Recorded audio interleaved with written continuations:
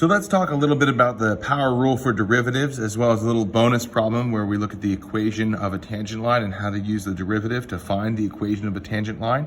I'm going to also use this as an opportunity to talk about some different notation for the derivative of a function.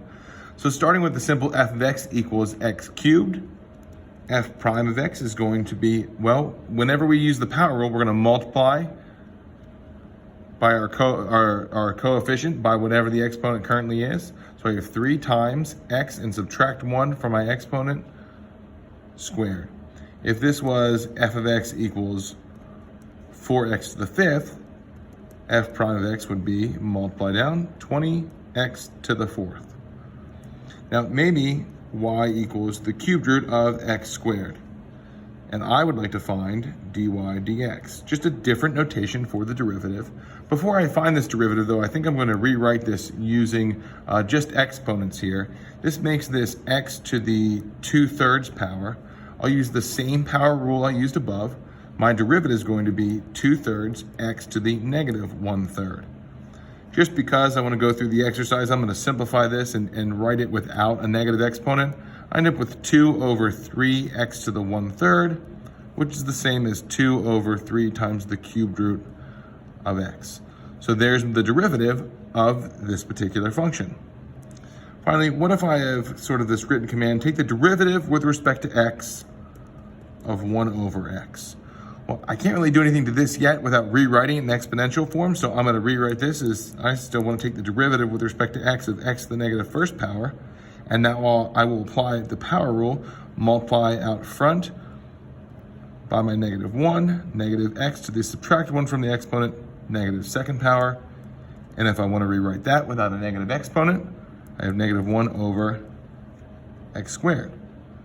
So if you have some function, f of x equals x to the n, the derivative of that function is really n times x to the n minus 1, multiplied by the exponent and subtract 1 from that exponent. So how does this compare or look graphically? Well, let's just use a simple parabola.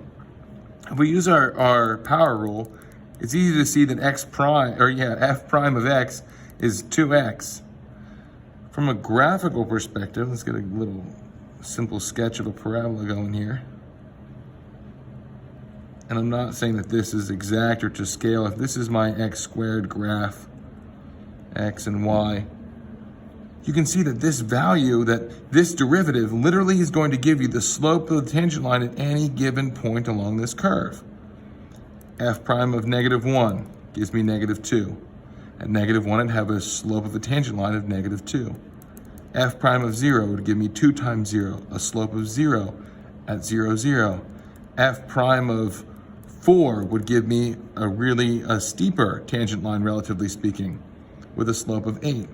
I could even go a step further and say I want the equation of a tangent line